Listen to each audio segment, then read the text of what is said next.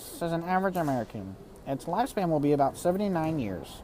It will obtain certain life skills throughout its life, such as critical thinking, which will allow it to make good choices that will keep it out of trouble and away from harm. Communication skills reduce the stress level by allowing it to avoid miscommunication and misunderstandings.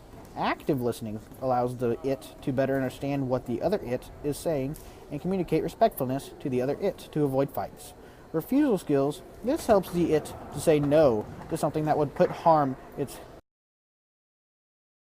behavior that many normal Americans it's partake in would be most of the time be influenced by drug, alcohol, and peer pressure. Things like binge drinking and experimenting with drugs and other supplements.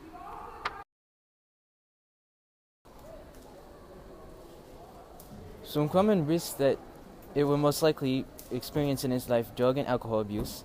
This can range from drinking alcohol and too much and participating in unsafe activities to the use of illegal drugs that harm the brain, but either way puts the it at risk of an early death. Unsafe environments are also another common risk. For example, lacking of clean water can provide it with diseases that may kill the it, or or having unsafe objects laying around everywhere for it to fall on and get hurt. Neglecting health, this includes not eating enough, overeating, or not exercising, and poor hygiene. Abuse is something that can drastically reduce its quality of life because it harms the person, and it could lead to suicide if severe. Physical abuse is hitting, shaking, throwing, poisoning, or making the it feel bad about itself. Mental abuse twists the thoughts and makes it think that everything is the it's fault. Sexual abuse is any unwanted sexual activity such as rape, touching, vulgar comments, sexting, or unwanted pictures or videos. Elder abuse is when someone takes advantage or harasses an elderly it. Child abuse is when a child is physically or mentally harmed in any other way. Domestic abuse is when one spouse uses force to maintain dominance over the other it.